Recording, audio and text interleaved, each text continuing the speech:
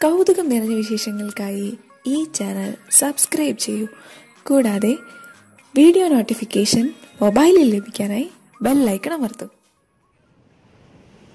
തിമിംഗലങ്ങളുടെ ശവപ്പറമ്പായി മാറിയിരിക്കുകയാണ് ഓസ്ട്രേലിയൻ കടൽ തീരം.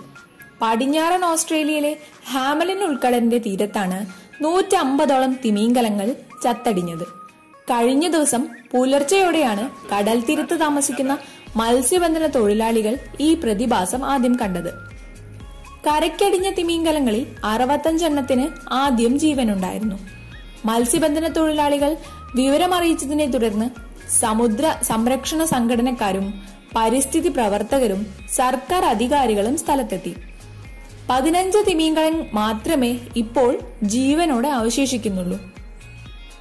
ജീവനോടെ അവശേഷിക്കുന്ന തിമിംഗലങ്ങളെ ആഴക്കടലിൽ എത്തിക്കാനുള്ള പരിശ്രമങ്ങളിലാണ് സന്നദ്ധ സംഘടനകൾ. തിമിംഗലത്തിന്റെ ഇറച്ചി കഴിക്കാനായി കടലിൽ നിന്നും പലതരം ജീവികളും കരയിലേക്ക് കയറി വരാനുള്ള സാധ്യതയുള്ളതായും അതുകൊണ്ട് തന്നെ പ്രദേശവാസികൾ സംഭവ സ്ഥലത്തു നിന്ന് അകന്നു നിൽക്കണമെന്നും മത്സ്യബന്ധന വകുപ്പ് മുന്നറിയിപ്പ് നൽകി. ഇതിനെ തുടർന്ന് പ്രദേശവാസികളും ആശങ്കയിലാണ്. തിമിംഗലങ്ങളുടെ മൃതദേഹങ്ങൾ പ്രദേശത്തു നിന്നും നീക്കം ചെയ്തു വരികയാണ്.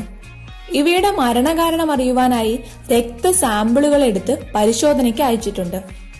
2009 ഈ പ്രദേശത്ത് സമാനമായി 80 തിമിംഗലങ്ങൾ കൂട്ടത്തോടെ ചത്തുപൊങ്ങിയിരുന്നു. കടലിലെ വിഷബാധ ആയിരിക്കാം മരണകാരണമെന്നാണ് ചില ഓസ്ട്രേലിയൻ സയൻസ് സൈറ്റുകൾ തരുന്ന റിപ്പോർട്ടുകൾ.